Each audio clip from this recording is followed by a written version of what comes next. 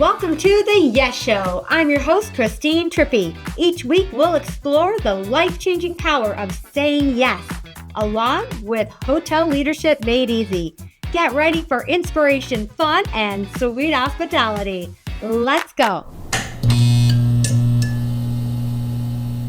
Today's guest is the incredible Paul Boyles, a loving husband, father, and proud granddaddy whose personal warmth is matched by his professional expertise. With over 35 years of experience in human resources across a variety of industries, Paul has dedicated his career to helping others grow and thrive. Paul is not only an accomplished executive coach and trainer, but also a certified John Maxwell coach, speaker, and trainer. Additionally, he brings a wealth of wisdom as a certified trainer for John Gordon Company, sharing powerful strategies to build resilient, high-performing teams.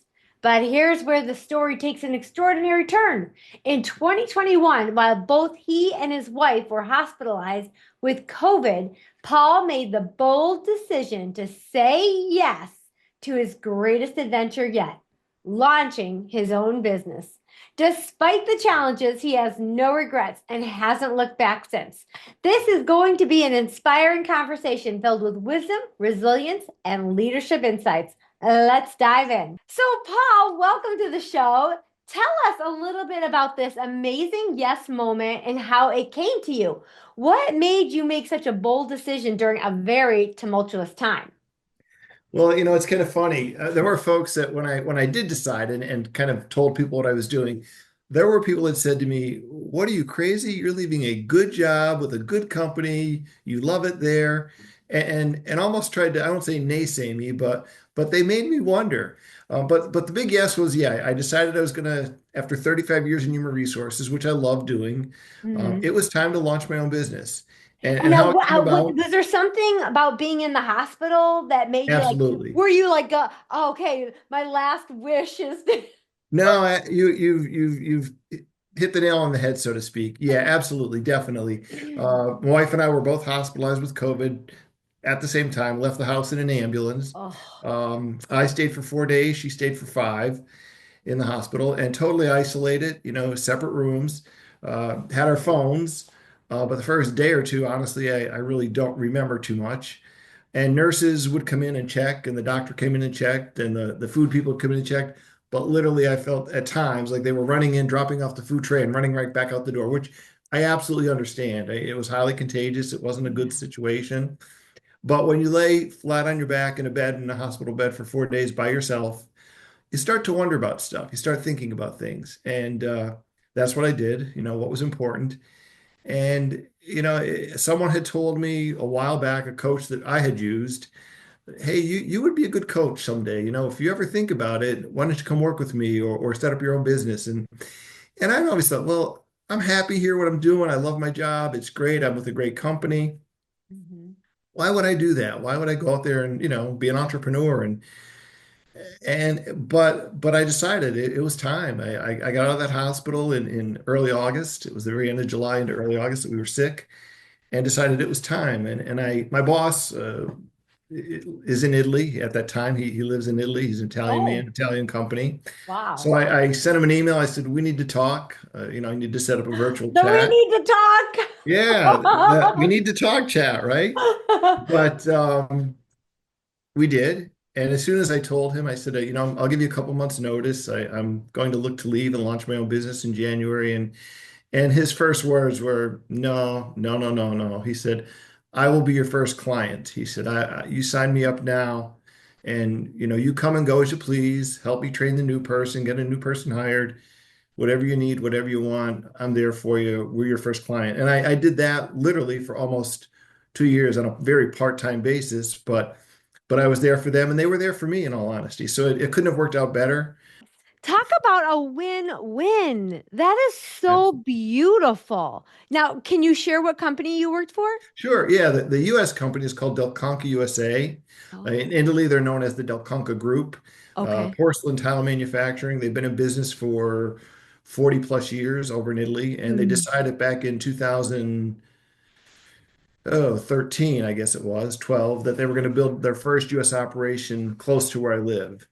And the timing could not have been better then. The factory I was working in prior to that was closing, Oh. and these folks were going to build a brand new facility from the ground up. Mm. And I threw my hat in the ring, and they asked me to join the team and be part of the startup. So it couldn't have been better for me.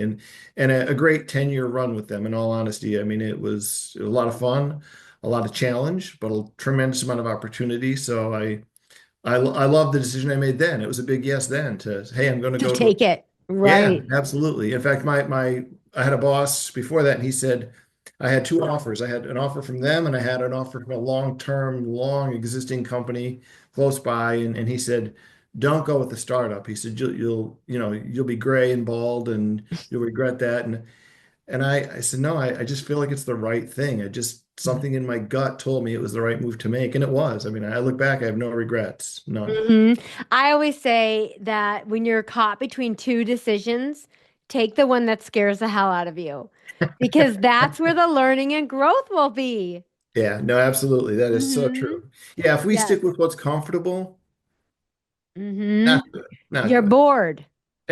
You're bored and already looking for another job within 6 months. True. Absolutely true. Yes. Absolutely. Absolutely. So if there was somebody out there listening right now who is thinking, dang, I'd love to start a side hustle or go all in on my own coaching or side business, what would you say are the first three things that you should do when you're going to start something like this?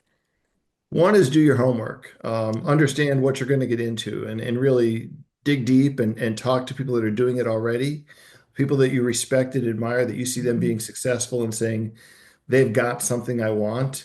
Find out how they did it. Work with them, talk with them, ask, to be mentored by them, right? Find Mhm. out what they can provide to you to make it a good choice and a smart decision, right? Because so often folks go for that shiny object, right? It's like, oh, Mhm. yeah, it's going to be fun. It can be a lot of fun, but it also can be a lot of work too. And you got to be Mhm. prepared for that. So do your homework, find somebody out there that's doing it, talk to them, take advantage of that situation, build a Yes, and relationship. here's something that I tell people when I get asked this a lot now because I've been doing this about 5 years, Hmm. and I will say, here's the thing. Doing the thing you love and are so amazing at is not the job. The job is selling yourself to do the things you love and are amazing at. So if you True. don't like selling, then this might not be the way to go. But if you can either hire it out or embrace it, because that's going to be the first thing. You've got to sell yourself in order to do it, True. which I think Absolutely true. sometimes people realize a little too late. No, that's a great point. It really is. And close to that or tied to that, I think that the thing I would add is create the network and the relationships you need now. Don't wait until then, right? Right. Because relationships matter in this business, right? It is, I may have the best product, but as you said, if I can't sell it the best way, Hmm. people aren't going to buy. Or So I package have it to and have the, market it. Hmm. yeah, I've got to have those relationships with the right people Right. and it takes time. So don't wait for that. Okay, I'm going to do this on January 1st and start then. No, no, Right. no. You should be starting now. And those relationships, and that's what it's all about, right? Are going to make you or break you. They're the ones Yes. that matter. 100%. And my success in these 5 years are solely from relationships. I believe I, it. I haven't done one cold call. I believe that. I really And do. yes, and that is so true because I had that realization hit me about the sales part of this whole thing after the fact. I was one of those. I understand that because I was that person. And truly everything I had came organically because of the person I was serving people for 37 years in hospitality. Yeah, And that's why it came to me. So, and yeah, I definitely will attest to that. So, yes, lead from the heart. yeah, And if you're that person, it'll come back to you. absolutely. I Now, 100% what? agree. Yeah, I'm so glad you do. And I know that I think anybody in our shoes has learned, those are some of the first lessons you learn, I think. So, what have you learned not to do running your own business? Has there anything been glaringly like, wow, that was a great mistake and I'm gonna fail forward on that one? Yeah, no, sure, sure, absolutely. If I'm not learning, I'm not growing. And I Mm. think one of the hardest things for me in the beginning um, was to say no to a client prospect, right? That I didn't Oh. think it was a good fit or a good match, I would say, right? I didn't think I could serve them the way they wanted or needed. Um, Mm-hmm. and I think they thought I could, but it really wasn't the right fit or the right match. And I gave them a couple other names. I said, here's some other folks you might want to reach out to. They Perfect. may help you more than I can, but I don't have what you're looking for, what you're trying to do here. So Mm-hmm. that was a tough one. And I struggled with that because it was early in the business. Yeah. I was looking for clients. I was thinking this would be great. But I just knew from a couple of meetings, we had two meetings, and I thought, I just don't sense the connection there that I think we need to have because it was going to be a long-term kind of arrangement with somebody, Mm. and I thought, I just don't feel that that's right to do.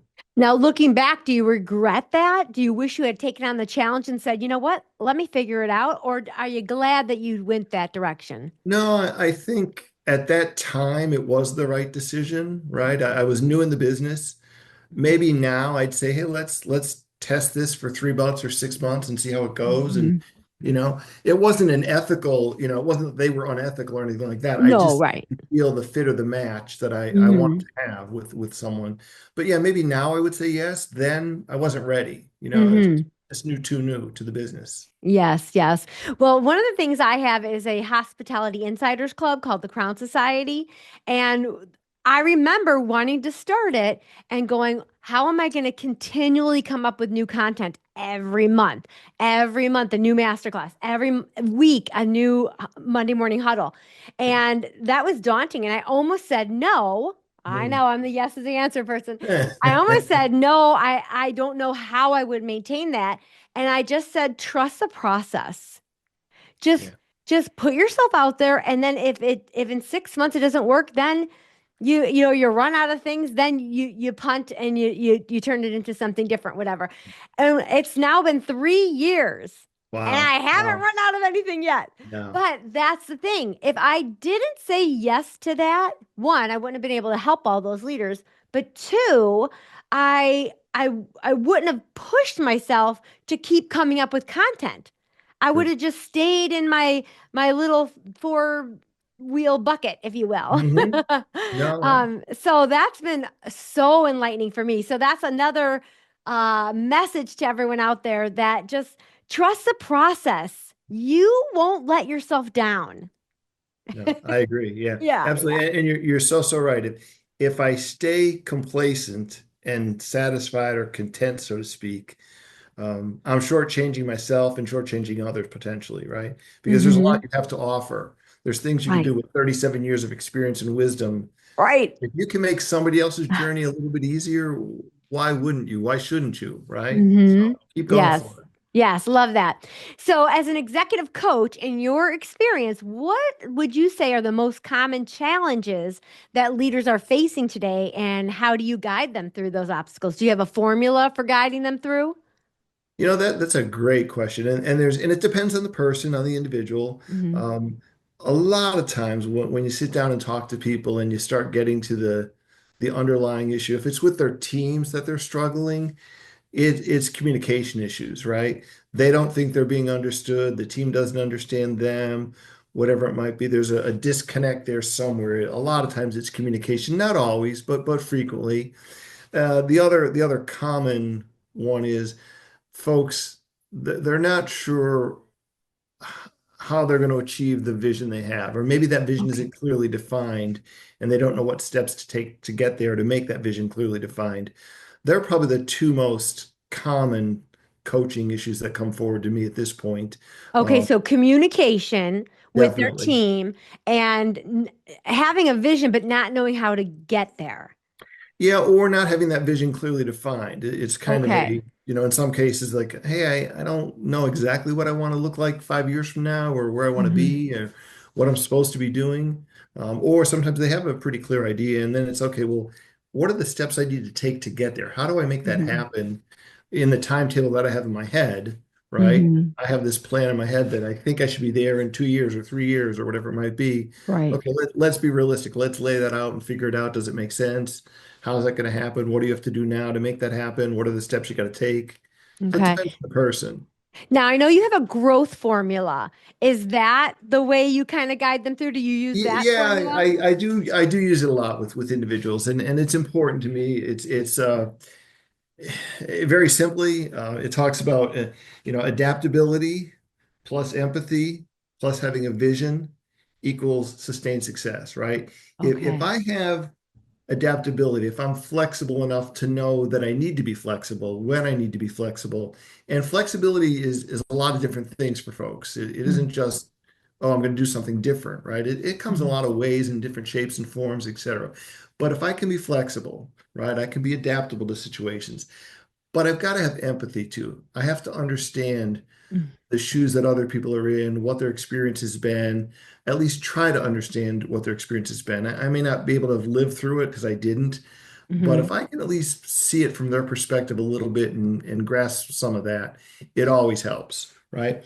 And then I've got to have a clear vision for myself. Okay, what do I want for myself? What do I want for this team? Where are we headed? Where am I headed, etc. If I can keep those three things, and it's almost like a three-leg stool, right? If one is Hmm. off balance, it's not going to work, False. right? But Hmm. if I keep all of them going and centered and grounded, I do think that does lead to sustained success. And I think sustained is important. Hmm. This isn't just an overnight thing or it's going to be for next month, we're going to have a success. This is a long-term Hmm. way of thinking and believing, I guess you might say, that you have to get in your heart, right? It's not just in your head. It's got to be here too, I think. Yes, I know it.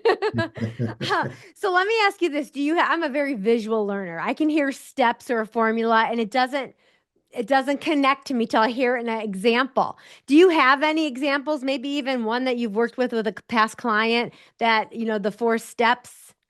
There's a graphic I use with folks Oh, to show them a little bit to say, okay, think how this might look and visualize it. I asked them to do that first, right? Okay, how do you think this looks?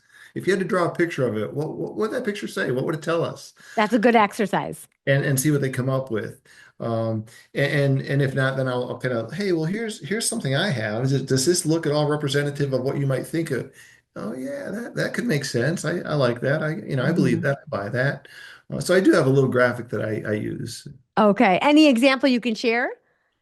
with success. Yeah, or maybe even from your own life, like how you take that growth formula with someone you're coaching and say, okay, here's your problem, or here's what you think your problem is. And then I'm just trying to visualize how you go through the steps.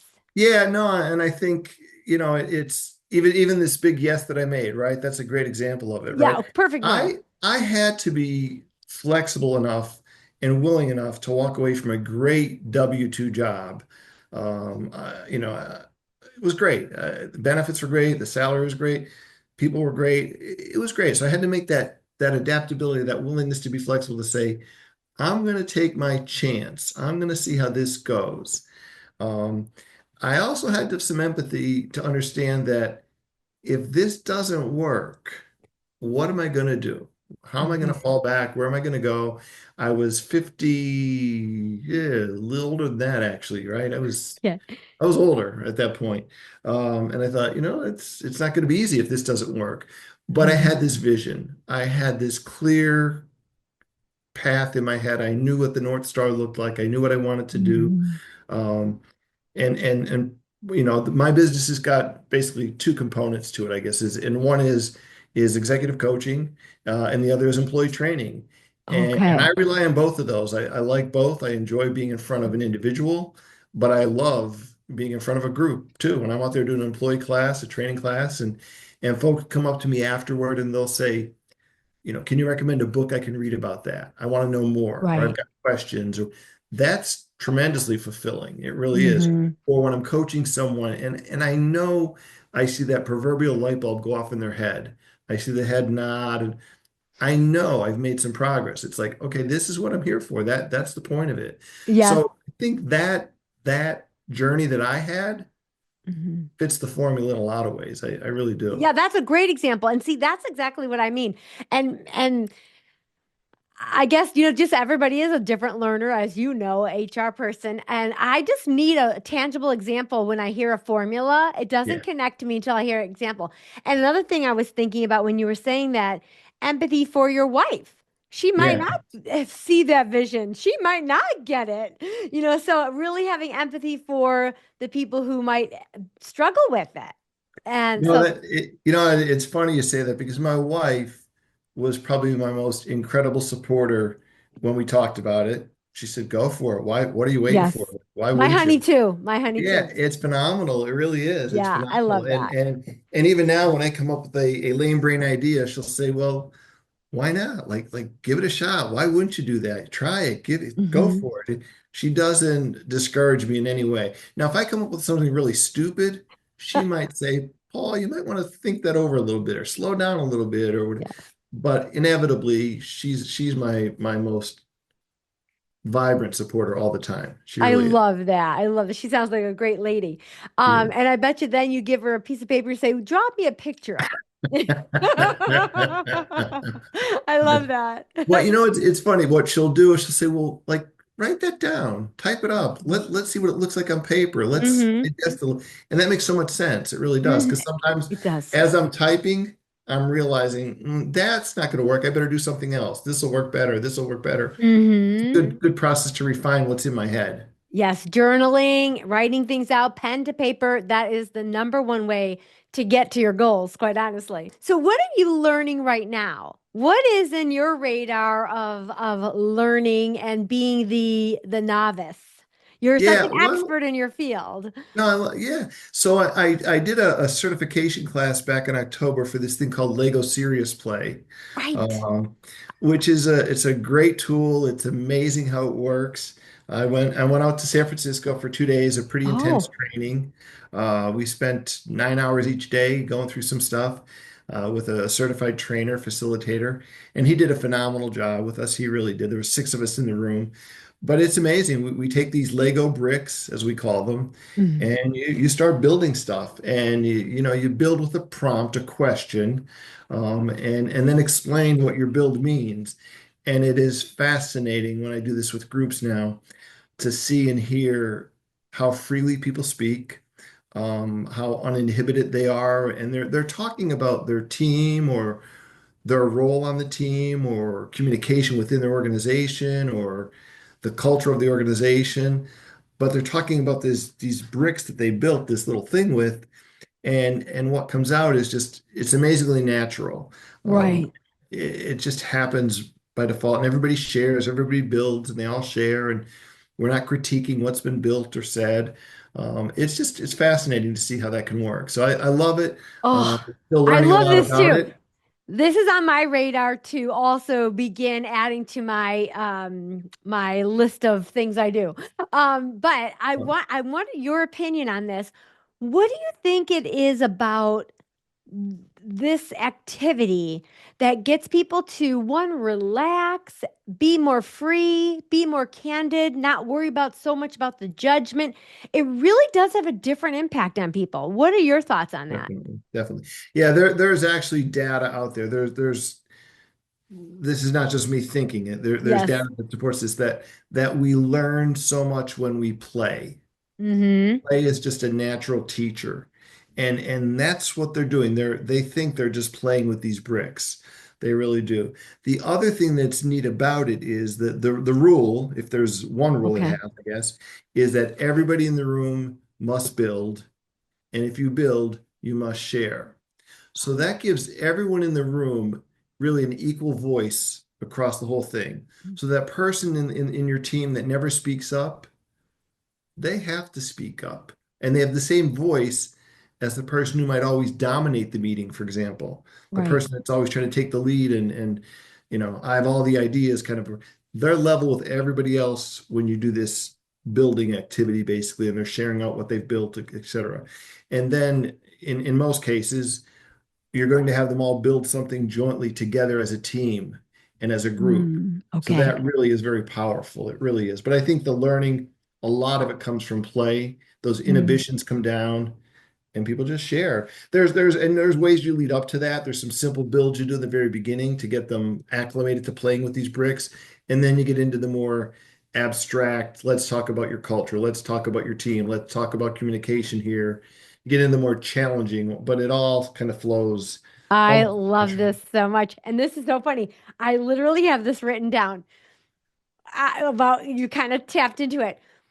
I wanted to ask you, as an HR professional, as a coach, as someone who trains teams, when you have the person who doesn't speak, or what I like to call the coconut, maybe there's two different people. The person who's just shy, Right. and then there's someone who's sitting there Hmm. like that. Um, and then you've got the person who maybe might be like me, answers every question, wants to participate, loves doing these kinds of things.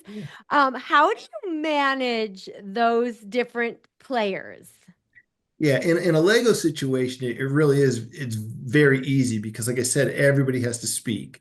In Mhm. a team, in a non-Lego training session that I might do, especially if it's a recurring client, I'm back there every month and I'm meeting with their folks. You get to know these people, Right. right? You Let's get say to you talk. don't. Let's say you don't. You just have this fresh class and you've got these dynamics. How do you have any Yeah, tips or tricks I think for the HR people out there? sure, as a trainer, you sense who's the quiet one in the room. They're not saying anything or whatever it might be.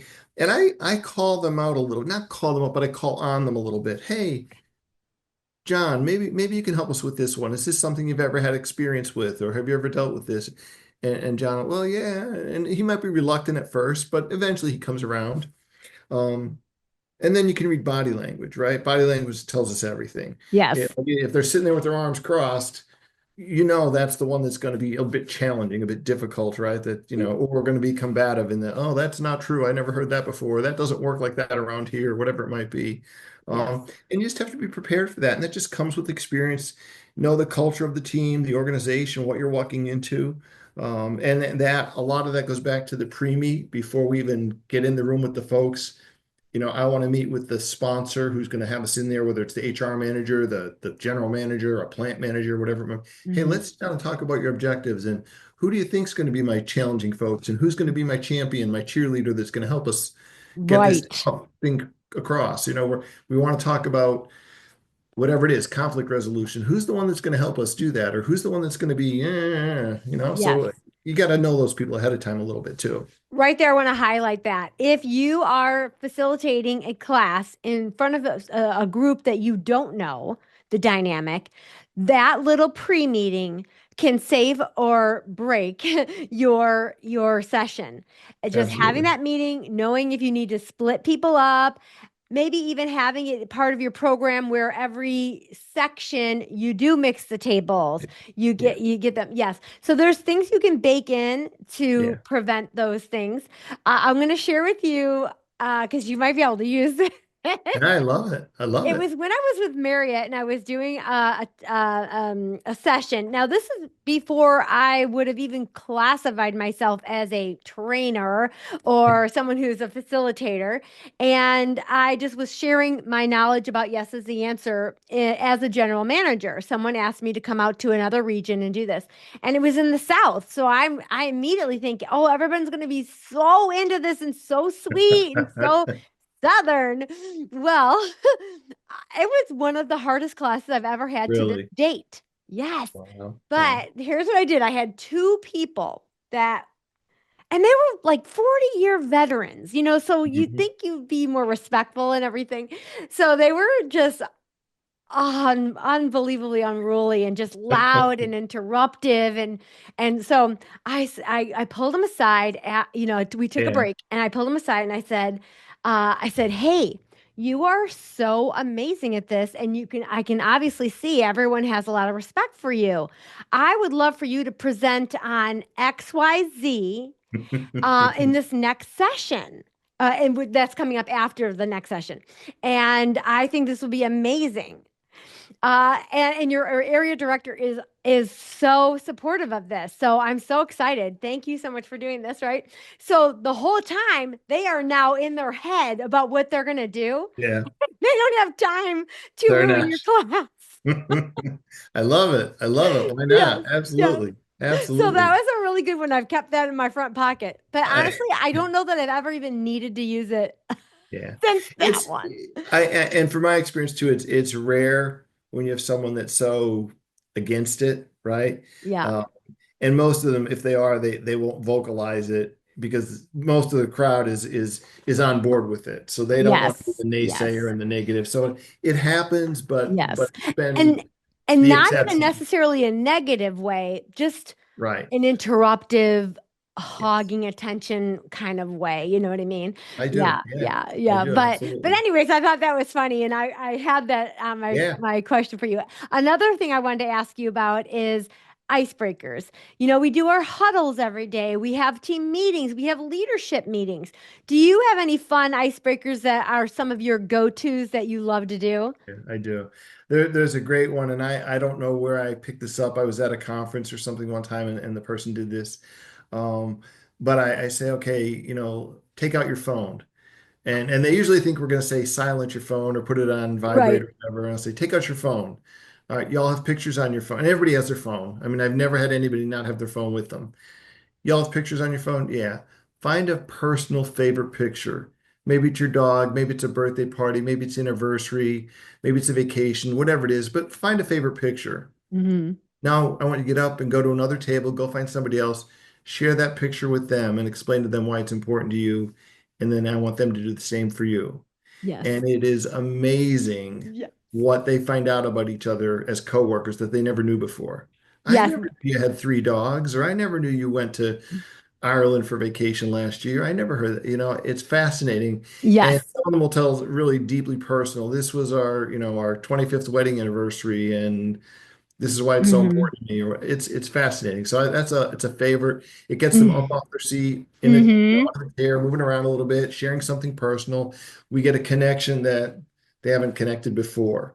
So Yes. I like that a lot. I like that a lot. That is my absolute favorite one. I do that all the time. Yeah. And I make it a competition, an introduction competition. Oh, okay. And then one of the I not only is it fun and engaging and connecting, but then I do key learning after it about how in the last 5 years, our biggest detriment to our cultures has been lack of connection. Yeah.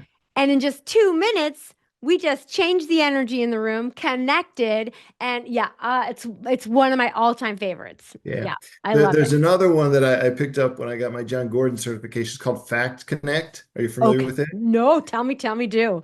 Put them in a circle. Maybe it's 15 people in a circle. And the first person starts off giving maybe 4 to 6 facts about themselves. I was Okay. born in whatever. I like to do this, blah, blah, blah, blah. And then they point to someone else in the circle, whoever they choose. And that person has to start their sentences about themselves, but connect it back to a fact that this person Gotcha. just said. So there's a Love fact to that. connect. And they have to pay attention to everybody because they Right. don't know if they're going to get pointed at next, right? They could be Now, the if next you one. go, can you be picked again?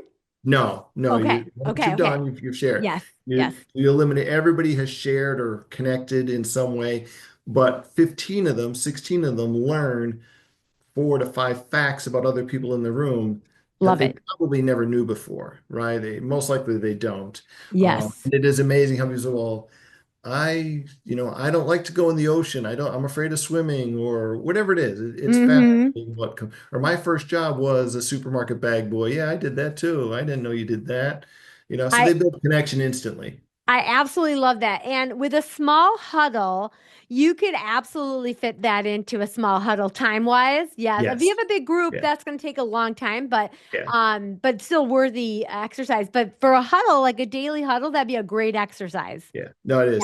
Yeah. And if I'm in a training session where I have a large group, I'll split them into 2 or 3 separate Hmm. circles. Here, do 3 circles of 10. Yeah. At least those people know about each other. Yes. Um, Yeah. Kind of Smart. neat, kind of fun. Yeah. Oh, I love it. I could talk this stuff all day long. I Yeah, love I this stuff. That is know. because I am the director of fun and I want to talk about all things fun. Yeah, I'm with you. Now, I saw somewhere that you wrote about the purpose of crisis. How do you advise leaders to find purpose during those challenging times and what strategies to help them emerge stronger through those? Or do you have another formula or? No, I don't have a formula per se, Okay. but I think there's a framework to it. I think first off, you've got to get through that crisis, right? Whatever it might be, you've got to get through that and navigate the team through that, et cetera. And one of the things there is, constant communication back to the team or with the team. If they're in crisis, they're looking for answers and solutions and ways to get out of it, et cetera. So communication is critical. But once you get through it, it's an old military thing, an AAR, after action review. Oh, Go back and just break it all down. Okay, what happened? Why did it wait, say happen? that again for everybody. I want to write Sure. that down too. It's a Yeah. military, and I wasn't in the military. I can't take Okay. credit for this, right? That's okay. You learned it.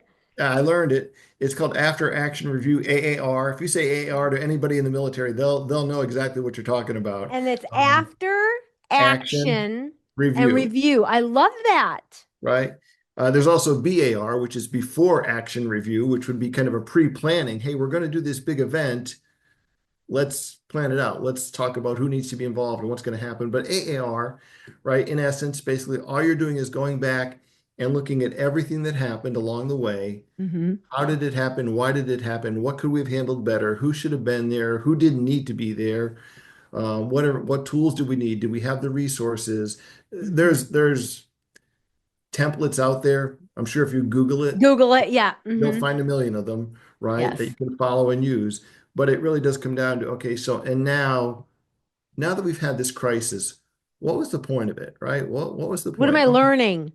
To get better, to improve the next time so it doesn't happen again the same way, or when it does happen, we're better prepared. That guest has a better experience than they had. Whatever it might be, there's Yes. always a purpose to the crisis, always. I really Hmm. 100%. We just have to figure out what to do with it and prevent that and learn from it and grow from it, basically. Right. If you hadn't been in the hospital with COVID, you might not have ever come to the epiphany that you need to be out there helping people as a coach. That's true. That is true, really. I might still be at that place, still working, but it's okay. I love what I'm Yes, doing, right? yes, it is. So, what advice do you have for leaders looking for balance? Everyone today's talking about mental health and balance. So with their professional responsibilities and home and personal commitments and community engagement, is there any special advice you have for balance? I don't know if it's special advice, but I think it varies for each one of us, right? Some people, career and work is really incredibly important. Hmm. For others, it's less important, and I've got to be respectful of that. I've got to understand that he's not like me and she's not like me, and we're all different. So we all have to understand where that is and what that is. Just because someone is working a lot doesn't mean they don't like that or they don't enjoy that. Now there's a healthy balance there though. There's a number, there's a Hmm. point where yes, it does. If I'm getting emails at 9 o'clock at night from somebody, something's amiss here, right? That's not Hmm. good. Or if it's, Saturday mornings, I'm going in and I'm getting loaded up with 17 emails from the same person. That's not healthy. Or the phone's ringing at 8 o'clock at night and it's not even a crisis or a problem. Hmm. That's a challenge. There's something going on there, right? Right. So I think it depends on the person. I think it depends on the individual.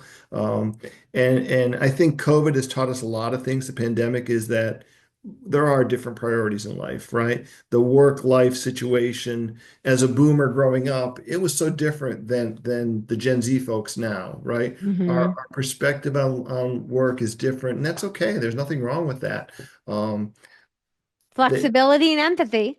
Right, absolutely. And I think the mindset that COVID has taught us is, be open-minded, be willing. Life's too short to say it Hmm. has to be this way or that way, right? Yeah, yeah, I 100% agree with you on that. My special thing with balance when people ask me, and I'm not a balance expert. If anything, I'm probably the opposite of a balance expert because I'm a workaholic. But this is what I say is that there isn't everyday balance. It's seasons. And you know what? When it's budget season or if it's, Right. for me right now, I'm in my season and, the beginning of the year is Mhm. conferences and I'm on the road every week and da da da. But then summer comes and I've got all this time because that's not busy for me. So it's understanding your seasons and taking advantage.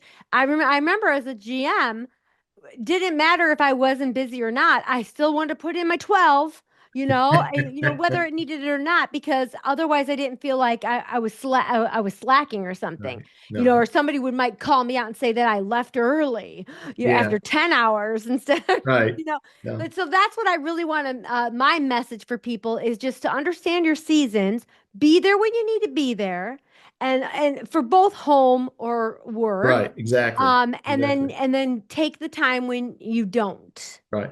So Right. yes, No, that's I think my that little that's idea. great advice. That is great advice because and this comes from a sermon at church maybe a year ago. I don't know. The pastor said, if they're reading your resume at your funeral, you've probably done it all wrong.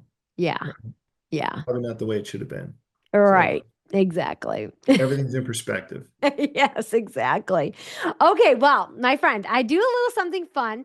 Each interview, I have a question from a past guest for my next guest. And Okay. so my last guess question was, I can't remember where he said. I think he didn't remember where he got this from, but he wants to know what is one book, one person, and one quote that has made you who you are today. Wow. Great question. Oh, yeah. The book is easy, and there's a lot of great books out there. There's a ton of them, but in Ton. fact, I have Yeah. trouble with just Yeah. saying one. But right now, I guess Unreasonable Hospitality with Will Guidara, On my shelf. Yes. amazing, just amazing.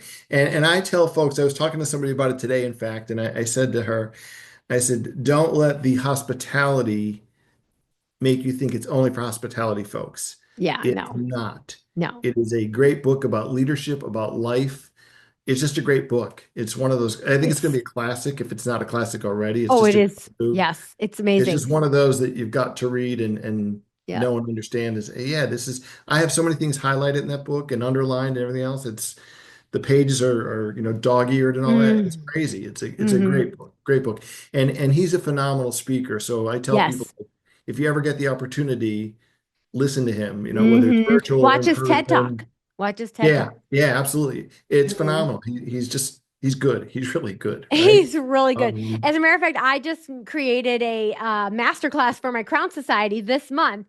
Say yes to unreasonable I hospitality. love it. I Yes. love it. And I you know what? I love it. want to share with you this because if there's anybody out there thinking the same thing as me, I heard the buzz a year or two ago now about the book, and I Mhm. saw the title Unreasonable Hospitality, and I said, no, I'm not picking that up because I literally thought it was another burnt out hospitality leader just complaining about guests and team members and things like that. Because it's on, the title Yeah, threw me off.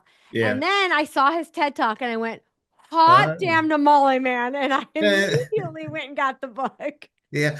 I don't know how I found out about it. I don't know. Okay.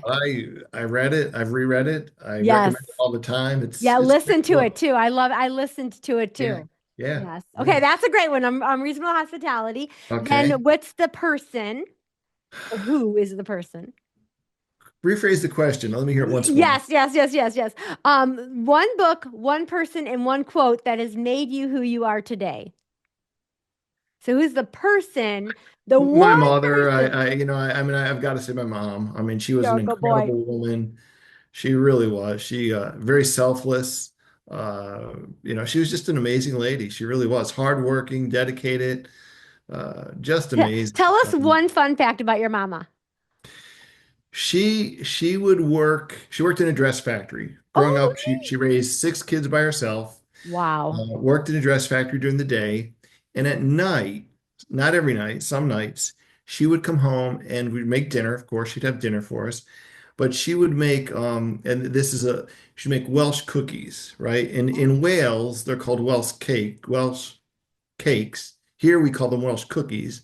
She would make Welsh cookies and by the dozen, by dozens, like dozens of them.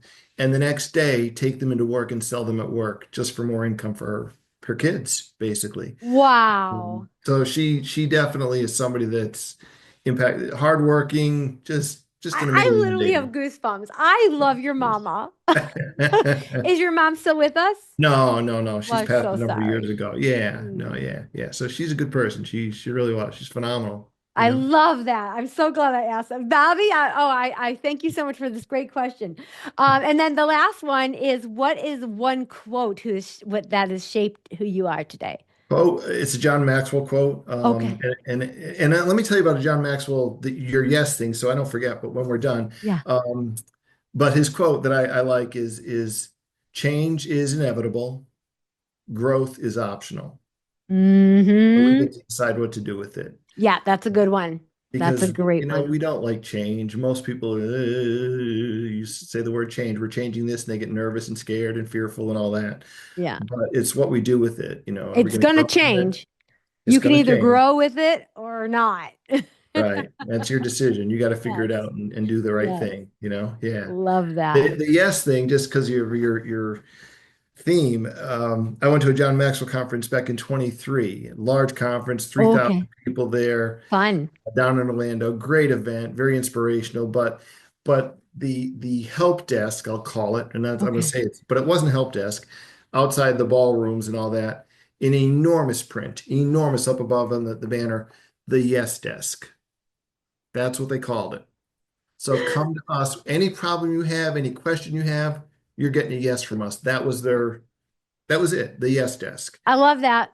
That's just super impressive. It really is. Hmm. Like, what an Hmm. attitude. What a way to do things. Exactly. Start with yes. I love that. Yeah. You know Yeah. I do.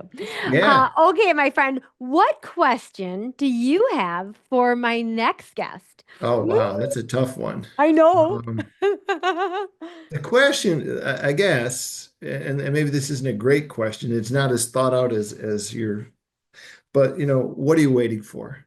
Ooh. You're going to do something, you want to do something, you've got something in your head, something you're thinking about, something you've been sitting on. What are you waiting for? Because the perfect time is never going to come, right? The perfect time Hmm. is now.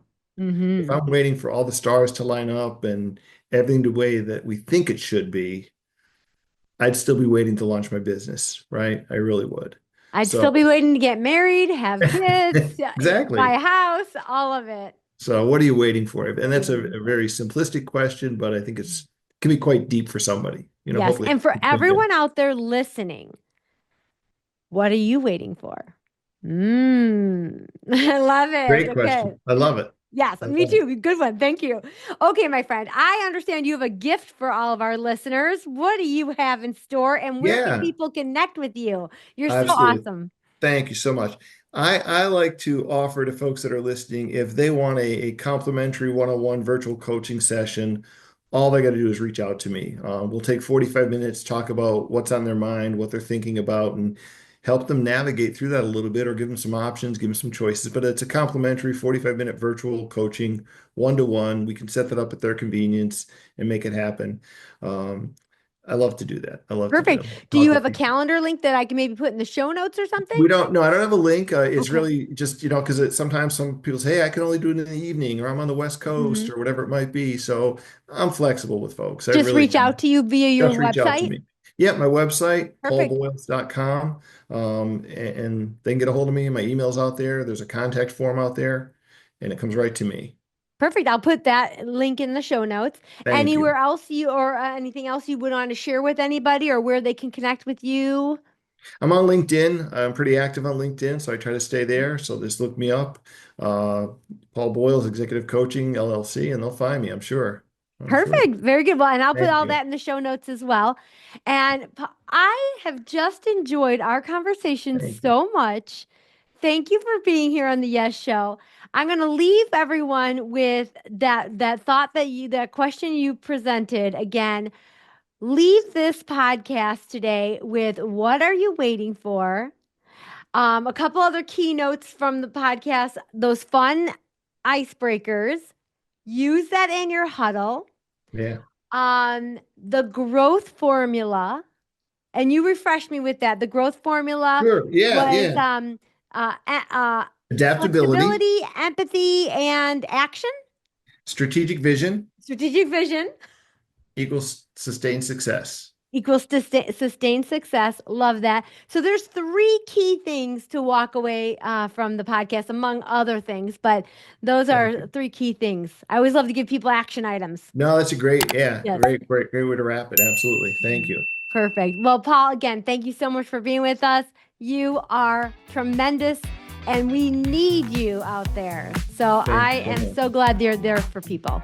I appreciate the time and you have me on the show. I really do. It's been fun. It's really neat. Thank you. Good. That's all I really want. I want to make sure it was fun. Absolutely. It really was very enjoyable. Wonderful. Thank you. That's a wrap for today's show. Say yes to taking action and changing the world one yes at a time. And oh, my friend, will you say yes to review, like, and subscribe? The more yeses you give, the more juicy goodness I can bring to all of you wise pineapples. Cool or cool?